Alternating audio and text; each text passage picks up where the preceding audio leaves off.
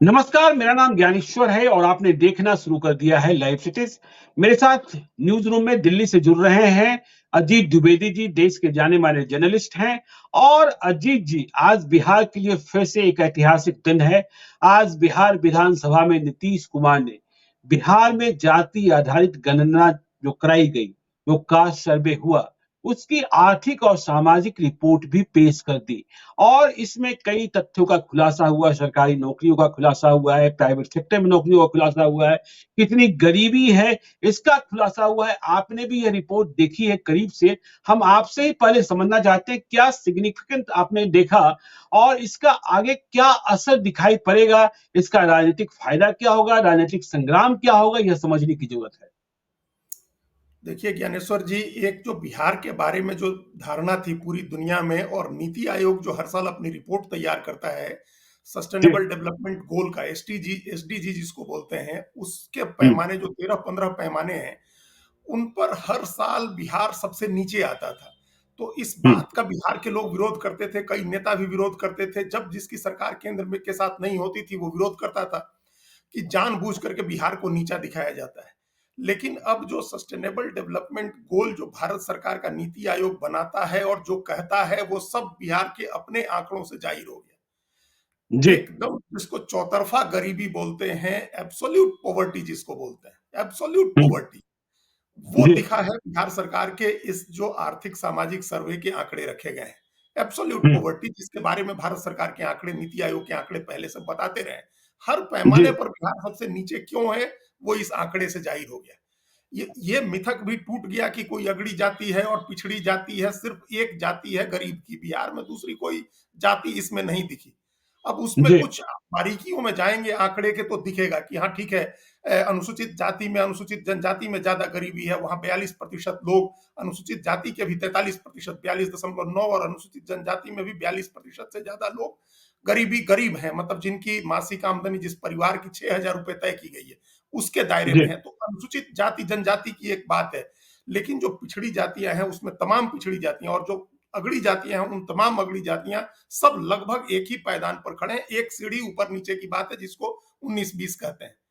जो जी। अगड़ी जातियां हैं, 4 अगड़ी जातियां हैं, और उसमें जो मुसलमानों की भी 3 जातियां जोड़ लें, शेख, सैयद और पठान की, तो टोटल 25% उसमें जातियां हैं जो पिछड़ी, आर्थिक रूप से पिछड़ी हैं। और जी। बिल्कुल। 34% जो पिछड़ी जातियां हैं उसमें 34% हैं जो आर्थिक रूप से गरीब हैं। अगड़ों में हम्म। 25% हैं आर्थिक रूप से गरीब, और पिछड़ों में 34% हैं आर्थिक रूप से गरीब। ये 9% का फासला है। उसमें भी अगर जातिवार जाएंगे तो थोड़ा बहुत फासला कम ही होता जाता है। जैसे जैसे वैश्य है पिछड़ों में, तो उसमें 24% गरीबी है। जो कायस्थ को छोड़ दे तो बाकी तीनों अगड़ी जातियों से बेहतर है। 3 जी। जो अगड़ी जातियां हैं, कायस्थ को छोड़ दें तो 3 जो अगड़ी जातियां हैं, उसमें जो जिनको सबसे अगड़ा मानते हैं भूमिहार, उस 27.5% गरीब हैं उसमें। बिल्कुल। बिहारियों में 27.5% गरीब है, 27.58। ब्राह्मणों में 25% से ऊपर गरीब हैं, राजपूतों में 25% से ऊपर गरीब हैं, और वैश्यों में 24% गरीब हैं। तो पिछड़ी जाति में आते हैं वैश्य बिहार में। यहाँ तक जी। कि आप अनुसूचित जाति की भी कई जातियां हैं जो 27% गरीब हैं जिसमें। तो जी। एक जो आंकड़ा, अगर इस जो एक मिथक था कि अगड़ी जाति है, पिछड़ी जाति है, सामाजिक शैक्षणिक स्तर पर हो सकता है थोड़ा बहुत अंतर हो, लेकिन आर्थिक आंकड़े जब देखेंगे आप, कमाई के आंकड़े देखेंगे, तो उसमें कहीं कोई फर्क नहीं दिख रहा है। लगभग बराबर है, 19-20 का फर्क है। इसी तरह से आप आंकड़े देखें सरकारी नौकरी में। सरकारी नौकरी, प्राइवेट नौकरी, और प्राइवेट नौकरी के 2 हिस्से किए गए हैं। जो आंकड़ा बिहार सरकार ने पेश किया है, संगठित और गैर संगठित। बिल्कुल, जो संगठित ऑर्गेनाइज्ड सेक्टर है, जो अनऑर्गेनाइज्ड सेक्टर है। सरकारी जी। नौकरी और प्राइवेट नौकरी में 2 सेगमेंट। ये कुल मिलाकर के 4% है।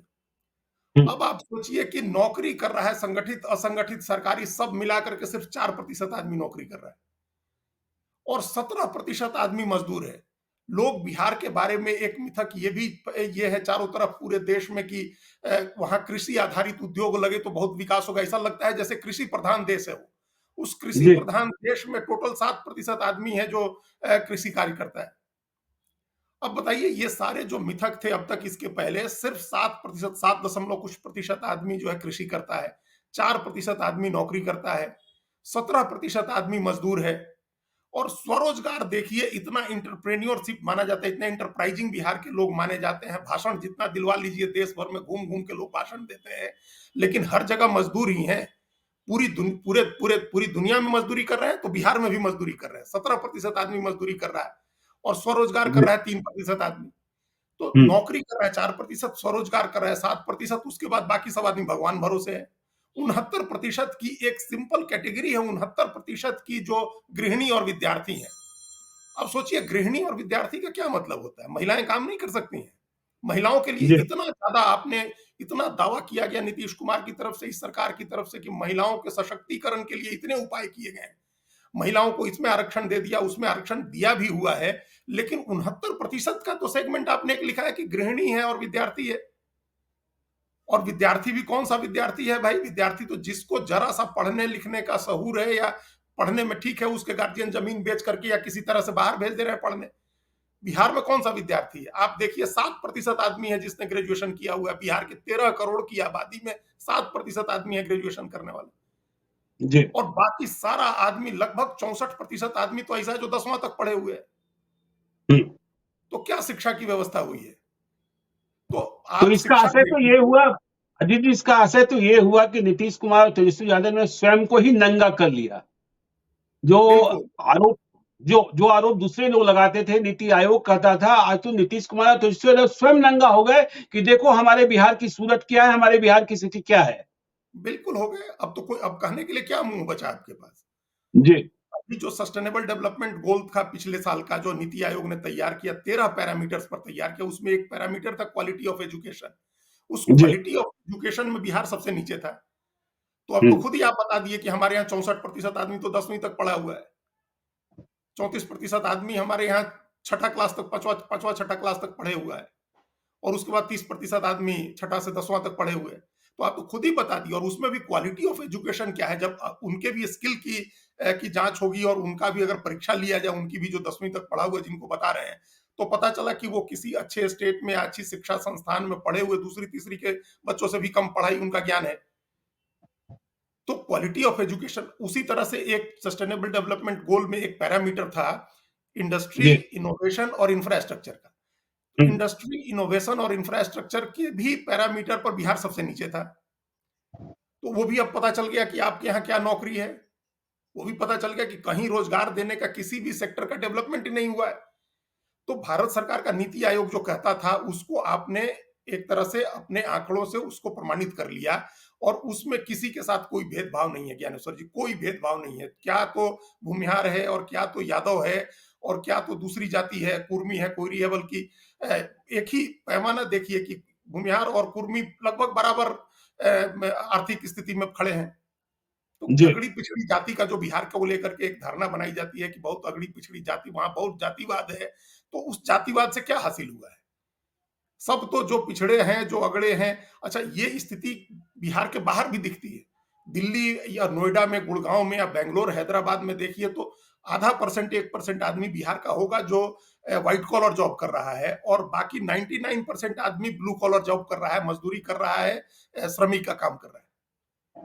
तो जो अजीत जी, इसका असर तो ये हुआ, अजीत जी, इसका असर तो ये हुआ कि जिस राजनीतिक फायदे के लिए ये जातीय गणना कराई गई, जो आरोप लगते भी रहे, अब जब अंतिम रिपोर्ट आई है तो यह दिखने लगा है कि कोई बिहार में विकास नहीं हुआ है। हम और पिछड़ते ही चले जा रहे हैं। कहाँ देखते हैं आप बिहार को? आप भी बिहार के हैं, बिहार का दर्द आप भी समझते हैं। और ऐसी सूरत में बिहार का रोड मैप क्या होगा? देखिए, चुनाव की रणनीति, चुनाव की गोटी, वो अलग बात है, लेकिन बिहार की बहुत ही खराब स्थिति आज दिखी है। आपको क्या लगता है, इससे कुछ होने वाला है, या फिर जो कहते हैं नीतीश कुमार, हमें विशेष राज्य का दर्जा दे दो, जब वे एनडीए से अलग होते हैं? केंद्र सरकार कहती है हमने इतने लाख करोड़ दे दिए। होगा क्या? आखिर हमारा दर्द और आपका दर्द एक है, बिहारी का दर्द है, हम इस पर चर्चा करें ना। बिल्कुल, हम इसी पर चर्चा करना चाहते थे हम भी ज्ञानेश्वर जी। जी। और इसके 2-3 पहलू हैं। एक तो क्या रोड मैप होगा, वो हम्म। हमको विशेष राज्य का दर्जा दो, ये 2 पहलू हो गए। हम्म। एक पहलू ये है, जो अपना दर्द हम बता रहे हैं आपको, और आप भी इस बात को महसूस करेंगे कि इस जी। स्थिति के लिए जो तमाम पार्टियां हैं, चारों पार्टियां, जो बिहार की प्रमुख 4 पार्टियां हैं, चारों जिम्मेदार हैं। कोई अपनी हम्म। जिम्मेदारी से नहीं बच सकता है। पिछले 33 साल में 18 साल आरजेडी शासन में रही है। 15 साल जी अकेले नेतृत्व करते हुए और लगभग 3 साल नीतीश कुमार के साथ। कांग्रेस के। जी नीतीश कुमार के साथ और हाँ जी बिल्कुल। पहले एक बार तो 15 से 17 और हाँ फिर ठीक अभी है 1 साल। ठीक है ठीक है। जी जी 13 जी साल नीतीश कुमार ने राज किया। जनता दल यू ने 13 साल राज किया, 14 साल राज किया। उसके जी बाद नीतीश कुमार खुद ही मतलब 13-14 साल क्या मतलब 13 साल तो एनडीए के साथ रहे मतलब नीतीश कुमार। पहले जी आरजेडी 18 साल रही साथ में, उसमें से 13 साल अलग निकालिए तो बीजेपी भी राज में रही नीतीश कुमार के साथ। 15 साल जी नीतीश कुमार रहे और उसमें लगभग 8 साल कांग्रेस भी सरकार में रही। तो कोई नहीं कह सकता है कि हमारी जिम्मेदारी नहीं है, ये अमूक चीज के लिए जिम्मेदार है। और ये तमाम पार्टियों की केंद्र में भी सरकारें रही हैं लगातार। 6 साल अटल बिहारी वाजपेयी का सरकार और 9 साल नरेंद्र मोदी की सरकार, 15 साल से बीजेपी की सरकार है और 15 साल ही कांग्रेस पार्टी की सरकार रही है और 3 जी साल समाजवादियों की भी सरकार रही है। तो केंद्र में कोई नहीं बच सकता है इस बात से। चारों पार्टियों की समान रूप से जिम्मेदारी है। चारों पार्टियों के नेताओं को समान रूप से जिम्मेदार ठहराया जाना चाहिए बिहार की इस बदहाली के लिए, इस बुरी हालत के लिए, इस अपमानजनक स्थिति के लिए। और दूसरा पहलू यह है ज्ञानेश्वर जी कि बिहार का आदमी भी इक्वली जिम्मेदार है। बिहार के बिहार का आदमी आदमी जी। बिहार के आदमी की जिम्मेदारी कम नहीं हो सकती। जी सिर्फ और सिर्फ जाति के आधार पर, धर्म के आधार पर आप वोट करते रहे पिछले 33-34 साल से। उसके पहले भी कोई ऐसा नहीं है, स्थिति बहुत अलग रही होगी क्योंकि भारत जी में बिहार में जो स्लो डाउन शुरू हुआ है इकोनॉमी का, वो 80s में ही शुरू हो गया था और जी 90s में सबसे ज्यादा हुआ। उस पर हम आगे आपको बताएंगे। हम्म, जातिवाद कहते हैं लोग, जातिवाद तमिलनाडु से कम जातिवाद है बिहार में, बिहार से ज्यादा तब जातिवाद तमिलनाडु में है, उससे ज्यादा क- जातिवाद आंध्र प्रदेश में है। लेकिन कर्नाटक वहां में। कर्नाटक में है, वहां का आदमी जो है वो अपना अपने राज्य का विकास भी देखता है। वहां का आदमी 5 साल पर सत्ता बदलते रहा है, अगर किसी ने काम नहीं किया उसको हटा देते हैं। नई आकांक्षाएं उनमें होती हैं और उन आकांक्षाओं को पूरा नहीं करता उस आदमी को लोग हटा देते हैं। जी उसको उसको उसको दोबारा सत्ता में नहीं लाते, फिर अगली बार वो नई नई योजना के साथ आता है तो लोग उसको चुनते हैं। यहाँ बिहार का आदमी क्या है, जो टॉर्मेंटर है, जो अत्याचारी है, जो शोषण कर रहा है, उसी से प्रेम कर बैठते हैं क्योंकि वो हमारी जाति का है या उस अमुक धर्म के खिलाफ है वो, या हमारे धर्म का है। ये एक स्टॉकहोम सिंड्रोम होता है। स्टॉकहोम सिंड्रोम आप तो बहुत क्राइम की काफी आपने रिपोर्टिंग की जी होगी। स्टॉकहोम सिंड्रोम एक होता है जिसमें जिसमें आदमी अपना जो शोषक है, जिसने उसको अपहरण किया था, उसी को लोग पसंद करने लगे थे। वहीं से स्टॉकहोम की एक घटना, ये सिंड्रोम आया। तो जिन लोगों ने एक तरह से बंधक बना करके रखा हुआ है बिहार के 13 करोड़ लोगों को, और 13 करोड़ की आबादी तो झारखंड के विभाजन के पहले भी थी, अभी 13 करोड़ है, उन्हीं लोगों से लोग प्रेम करते हैं और उन्हीं लोगों को बार बार लोग चुनते हैं। ये समझते नहीं है कि हम अपनी जाति का मामला हम अपनी जगह है, लेकिन आप हमारे लिए काम करिए, हमारे बच्चों के लिए काम करिए और हमारे राज्य के लिए काम करिए। आज ये दुर्दशा जो है वो किनके बच्चों की है? ये 3 पीढ़ियों का शिक्षा का आंकड़ा है। ये जी 3 पीढ़ियों का ये शिक्षा का आंकड़ा है। इसमें 22 साल के बच्चे भी होंगे, 45 साल का भी होगा और 65 साल का भी होगा। दादा मतलब पोता, बाप दादा, सबके आंकड़े हैं ये। सब अनपढ़ हैं, सब गरीब हैं और जी 3 पीढ़ियों से आप किनको चुनते आ रहे हैं? और एक बार भी ये नहीं सोचा कि हम इसके ऊपर इस बात के लिए दबाव बनाएं कि हमारे लिए शिक्षा की व्यवस्था करो, हमारे लिए स्वास्थ्य की व्यवस्था करो, हमारे लिए इंडस्ट्री की व्यवस्था करो, रोजगार लगे, हमारे यहाँ इंफ्रास्ट्रक्चर का विकास करो। एक बार नहीं कहता है ये बिहार का आदमी, और खुद ही जाकर के वोट देता है और जब हालत खराब हो जाती है तो दूसरी जगह चला जाता है, बिहार के बाहर जाकर के मजदूरी करने लगता है। हम बिहार के बाहर 10 जगह लोगों से मिलते हैं और भाषण दे के राजनीतिक बातें जितनी करवा लीजिए, गर्दन की नसें फूल जाएंगी, बोलते बोलते मुंह से झाग आने लगेगा। राजनीति की बात बंद नहीं होती, सिर्फ राजनीति की बात करनी है। बर्तोल्ट ब्रेख्त एक बहुत बड़े नाटककार हुए इटली के, उन्होंने कहा था कि सबसे बुरा निरक्षर वो होता है जो राजनीतिक रूप से निरक्षर होता है। जी पॉलिटिकल इलिटरेसी जो है वो वर्स्ट इलिटरेसी है। बिहार का आदमी पॉलिटिकल इलिटरेट थोड़े है, राजनीतिक रूप से तो बड़े जागरूक हैं, बड़े पढ़े लिखे हैं, बड़े सजग हैं। और ये जो लोग कहते हैं कि 1990 में लालू जी आए तो उन्होंने जबान दिया बोलने को, उसके पहले जबान नहीं थी लोगों को। फिर कैसे हम लोगों ने 75 की क्रांति कर दी थी, संपूर्ण क्रांति कर दी थी, और कैसे हम लोगों ने दुनिया को रास्ता दिखाया था, देश को रास्ता दिखाया था। इंदिरा गांधी की तानाशाही सत्ता को हम लोगों ने कैसे पलट दिया था। अगर हमारे मुंह में जबान नहीं थी तो कैसे जेपी निकले थे? कैसे 1942 के भारत छोड़ो आंदोलन का नेतृत्व किया था बिहार के लोगों ने, जयप्रकाश नारायण। लोगों की जुबान थी पहले भी। बात जुबान की जी नहीं है और हिम्मत देने की भी नहीं है, बात समझदारी देने की है। ये समझदारी कभी भी बिहार के लोगों ने नहीं दिखाई कि हम अपने और अपने बच्चों के हित के लिए सवाल उठाएं और ये पूछें कि भाई आप क्यों नहीं ऐसा काम करते हैं जिससे हमारे यहाँ रोजगार मिले, हमारे बच्चों की पढ़ाई सुनिश्चित हो। अब आइए जो दूसरी बात आपने कही, जो नीतीश कुमार बार-बार कहते हैं कि हम विशेष राज्य का दर्जा दो, विशेष राज्य का दर्जा नहीं दिया जाएगा तो बिहार विकसित नहीं होगा। लैंड बिल्कुल। लॉक्ड स्टेट है। एक वो उन्होंने जी। एक टर्मिनोलॉजी सीख ली कि लैंड लॉक्ड स्टेट है। चारों तरफ से हमारे पास बंदरगाह नहीं है तो हम कैसे विकास करेंगे? अरे जहाँ बंदरगाह नहीं है वो राज्य विकास नहीं कर रहे हैं।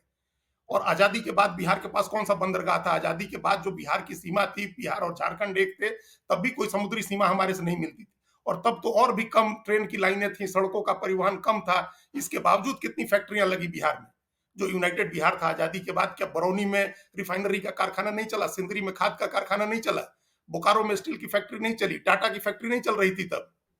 पतरातू में और तेनूघाट में बिजली की फैक्ट्री नहीं चल रही थी? कांटी में बिजली की फैक्ट्री नहीं लगी थी तब?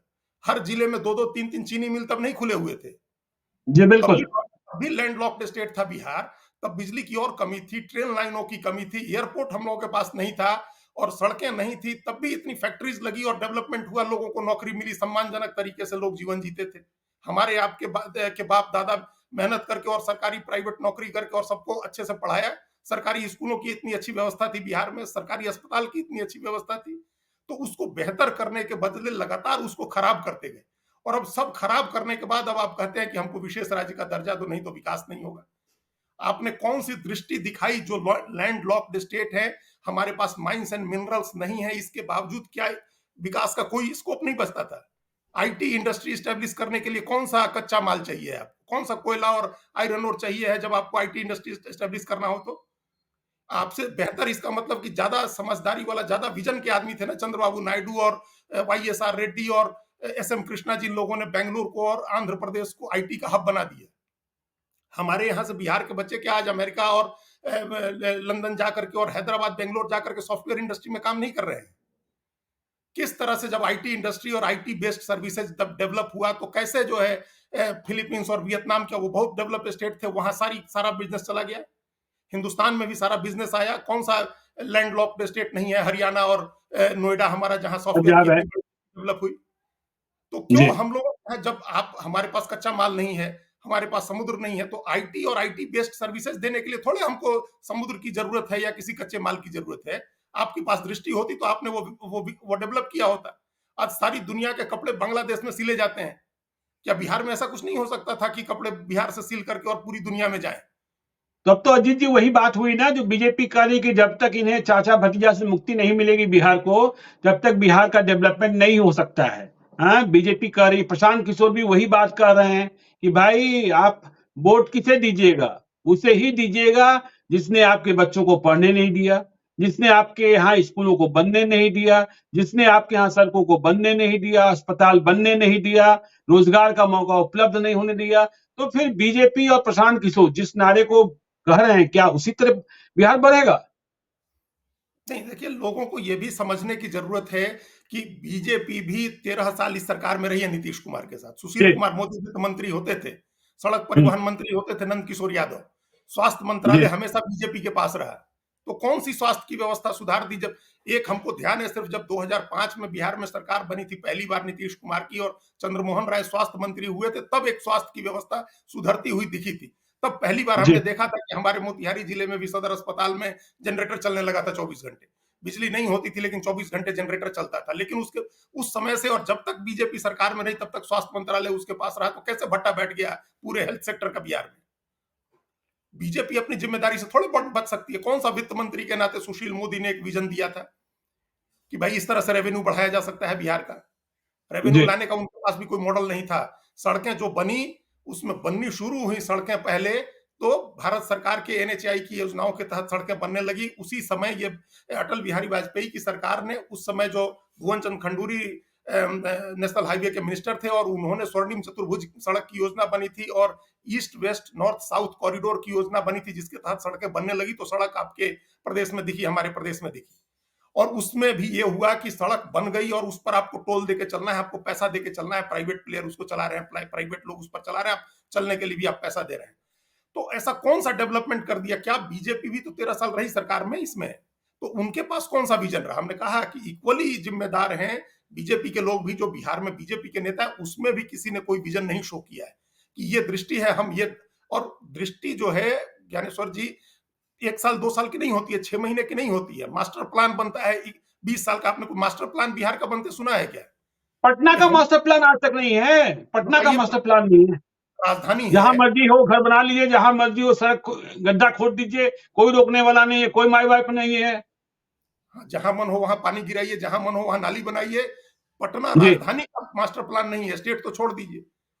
हम्म। जबकि हर हर जो शहर है कायदे से उस शहर का मास्टर प्लान होना चाहिए है। उस मास्टर प्लान के हिसाब से जमीनें इंडस्ट्री के लिए, इंस्टीट्यूशनल एरिया के लिए जमीनें आवंटित होनी चाहिए। वहां इंस्टीट्यूशंस को, इंडस्ट्री को आपको किस तरह से आप आकर्षित करेंगे, उसकी आपकी योजना बननी चाहिए थी। तो किसने बनाया? किस शहरी विकास मंत्री ने ये दृष्टि दी कि हमको बिहार के लिए ये काम करना है, ये मास्टर प्लान बनाना है बिहार के लिए, ये इंडस्ट्रियल ग्रोथ के लिए हमको ये प्लान बनाना और है? नगर विकास भी बीजेपी के पास ही रहा, जब बीजेपी सरकार में शामिल रही तो नगर विकास भी बीजेपी के पास ही रहा। अब बताइए, हमेशा नगर विकास भी रहा, हेल्थ भी रहा, नगर जी। विकास भी रहा, हमेशा आपके पास ये मंत्रालय रहे। तो अब आप ही को, उन्हीं को चुन के बिहार की जनता क्या हासिल कर लेगी? सिर्फ जुमलों के अलावा, बातचीत के अलावा क्या हो रहा है? प्लानिंग की होती है अगर किसी ने कि 20 साल का या 40 साल का ये हमारा मास्टर प्लान है।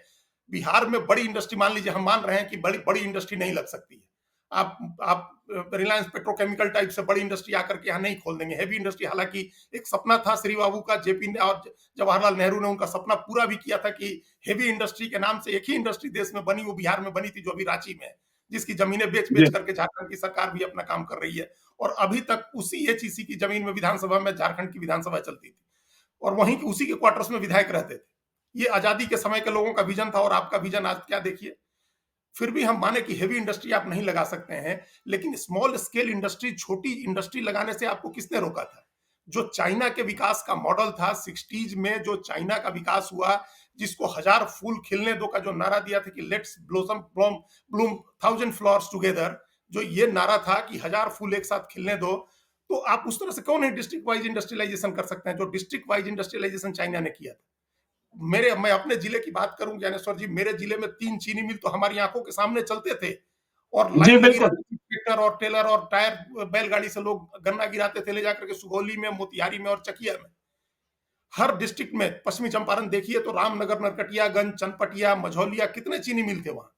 हमारे मोतिहारी में सीप का इंडस्ट्री थी महसी में, और गत्ते की फैक्ट्री लगी थी हमारे मोतिहारी से 3 किलोमीटर आगे लक्ष्मीपुर के पास, और कितने कोल्ड स्टोरेज बन रहे थे, और कितना चीनी मिल चल रही थी। तो अब क्या हो गया? अब क्यों नहीं बना सकते इस तरह की इंडस्ट्री?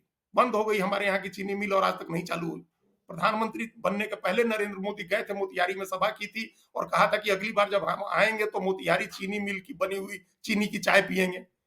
अगली बार फिर गए 5 साल के बाद वो वोट मांगने, तो इस बात की चर्चा ही नहीं की उन्होंने। न किसी ने कहा, पूछता किसी में हिम्मत होती किसी नेता में तो कहता कि भाई कहां से हम लाए, हमारे पास तो चीनी ही नहीं है आपको चाय पिलाने के लिए। तो कोई किसी लेकिन से अब नहीं होगा क्या? अब होगा क्या? बिहारी होने का दर्द जो है, अब होगा क्या? ये तो सियासत कर रहे हैं, राजनीति कर रहे हैं, वोट की राजनीति कर रहे हैं। इनका मकसद ही वोट की राजनीति था। ये जो जाति आधारित गणना कराई गई, तो अब तो ये राजनीति की ओर बढ़ेंगे, क्योंकि जैसे ही पहले जाति का आंकड़ा पेश किया गया था, लालू यादव ने कह दिया था, नीतीश कुमार ने भी संकेत दिया था, हम आरक्षण का दायरा बढ़ाएंगे। आरक्षण का दायरा बढ़ाना और बिहार का विकसित होना, ये दोनों दो चीजें हैं जी। क्या कर लेंगे आरक्षण का दायरा बढ़ा के? कितनी नौकरी दे देंगे? वही तो अभी क्या तो हो आंकड़े जाएगा? अब तो अभी किसानी भी नहीं कर रहे हैं।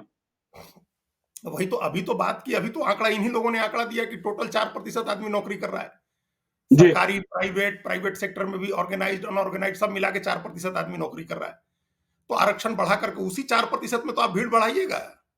हम्म। इनकी जगह, रामलाल की जगह श्यामलाल जी को नौकरी मिल जाएगी। नौकरी तो उतनी ही है, वो तो और कम होनी है ना नौकरी। तो जी। उसमें उतनी ही नौकरी में आप किसी इसकी इनके बदले उनको रख लीजिएगा, आरक्षण दे करके। जो पहले दुबे जी, मिश्रा जी रहते थे, मान लीजिए उनकी जगह यादव जी और वर्मा जी आ जाएंगे, तो रख लीजिए। लेकिन उससे थोड़े कोई विकास हो जाएगा। अब दिक्कत क्या है कि अब इसके बाद बीजेपी इस बात का हल्ला मचाना शुरू करेगी, चूंकि आज बीजेपी अपोजिशन में है, और लोग उससे पूछेंगे नहीं कि आप 13 साल सरकार में थे तो आपने क्या किया। तो बीजेपी कहेगी कि इन दोनों ने, ये जो दोनों बड़े भाई छोटे भाई हैं, लालू यादव और नीतीश कुमार, इन दोनों ने बिहार को बर्बाद कर दिया। अब चाचा भतीजा मिल करके बिहार को बर्बाद कर रहे हैं। जैसे ये चाचा भतीजा गति छोड़ देंगे तो बिहार की स्थिति ठीक हो जाएगी, ऐसा कतई नहीं होना है। बिहार की स्थिति जी। के लिए स्ट्रक्चरल गड़बड़ी हो गई है। स्ट्रक्चरल गड़बड़ी, किसी बिल्डिंग को आप 70 मंजिल की एक बिल्डिंग बनाने जा रहे हैं, स्ट्रक्चरल गड़बड़ी हुई तो वो बिल्डिंग टिकेगी ही नहीं, उसको गिरना गिरना है। तो बिहार में स्ट्रक्चरल गड़बड़ी हो गई है, शुरू से ही स्ट्रक्चरल गड़बड़ी है बिहार में। और जब डिरेल होती गई, 80 के दशक से ये डिरेल होना शुरू हुआ, और जी उसके बाद 90 के दशक में पूरी तरह से सारा ढांचा बिहार का हर चीज का बिगड़ गया।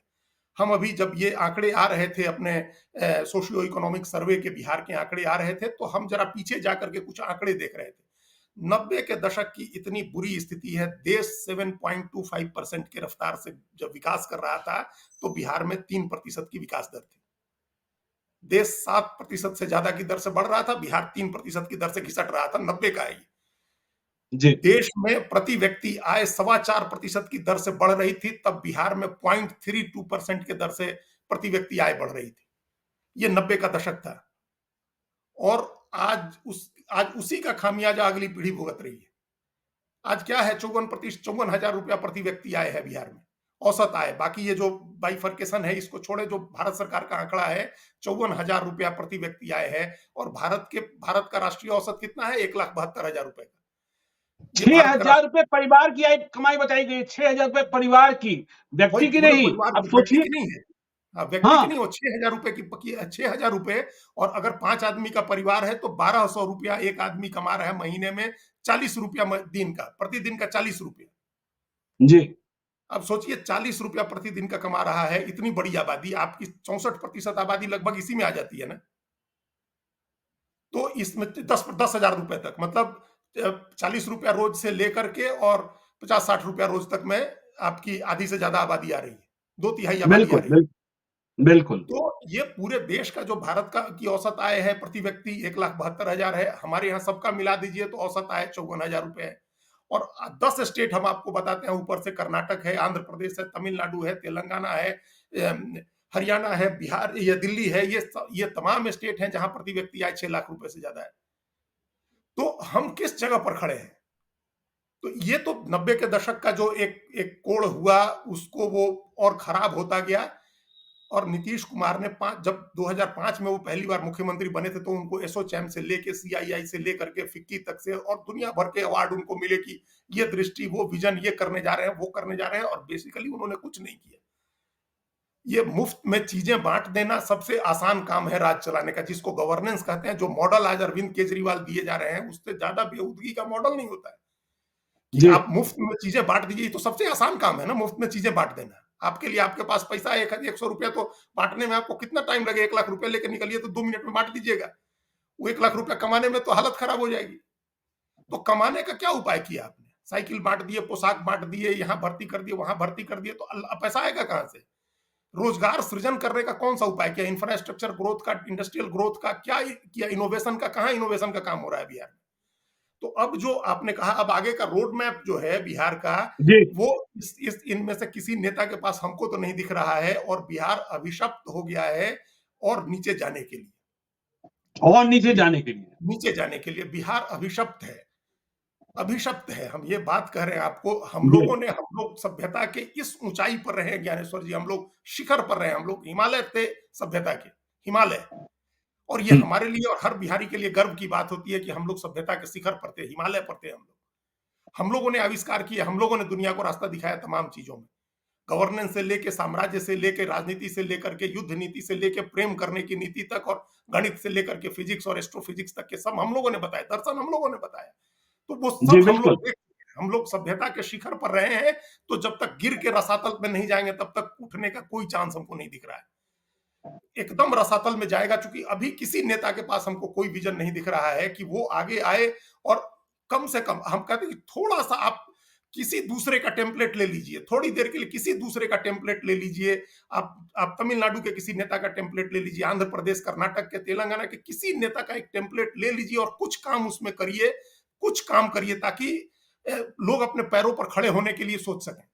बिहार को आप रास्ता, थोड़ा सा आप रास्ते पर ले आ सके। जो पटरी से उतर के खड़ा है, उसको पटरी पर ले आने की कोशिश करिए। उसके लिए भी थोड़ा सा आप, बहुत मेहनत नहीं करनी है, दृष्टि होनी चाहिए। लेकिन दृष्टि इसलिए नहीं है, या है भी तो उस दृष्टि, अपनी आंखें इसलिए नहीं खोलनी है क्योंकि अभी जो आसान पॉलिटिक्स आप कर रहे हैं, उस पर आपको वोट मिल जा रहा है। आपकी आसान पॉलिटिक्स क्या है कि आप कास्ट का इक्वेशन बना लेते हैं, कुछ चीजें मुफ्त में देने की घोषणा कर देते हैं, और जाति को अपने जोड़ लेते हैं, और लोग उस आधार पर आपको वोट दे देते हैं। अगर इस आसान फॉर्मूले पर लोग वोट देना बंद कर दें, कि नहीं जी हम वोट नहीं करेंगे, आपको इस आसान फॉर्मूले पर वोट नहीं करेंगे। आप मेरे सामने एक मास्टर प्लान रखिए। आप इतना ज्ञानी लोग हैं बिहार का, आप ज्ञान जहां सुनिए पूरी दुनिया में घूम घूम के लोग ज्ञान दे रहे हैं। और एक मिथक जो है, एक ये भी मिथक है, हालांकि अब वो मिथक भी धीरे धीरे टूट रहा है कि बड़े आईएएस आईपीएस बनाते हैं। अब कोई आईएएस आईपीएस नहीं बनता है। जो बच्चा निकल के कहीं बाहर चला गया है और अंग्रेजी मीडियम से पढ़ रहा है वही बनता है। हिंदी मीडियम से तो अब 900 लोगों में से 40 आदमी सेलेक्ट होता है हिंदी मीडियम से, तो उसमें तो क्या बिहार का और क्या उत्तर प्रदेश का। तो जो बाहर निकल गया उसी के बच्चे अब आईएएस आईपीएस बन रहे हैं, वहां पर रह के कोई नहीं बन रहा है। तो लोग कम से कम इतनी हिम्मत करें कि भाई ये जो जाति का आप समीकरण बिठा रहे हैं कि हमारे पास, हम अभी आज सुने कि कोई आदमी कह रहा है कि हम अब ये समीकरण बना देंगे तो पिछड़ों का इतना प्रतिनिधित्व मिल जाएगा, पिछड़ों को इतना टिकट देंगे, अति पिछड़ों को इतना टिकट देंगे, इसमें एमवाई का समीकरण हो गया, उसमें कुर्मी जुट जाएगा, उसमें भूमाई हो जाएगा। जब तक ये समीकरण बनाना लोग बंद नहीं करेंगे और बिहार के लोग इस समीकरण के आधार पर वोट देना बंद नहीं करेंगे, तब तक न कोई विजनरी आदमी आएगा और न यही जो नेता हैं ये अपना विजन दिखाएंगे।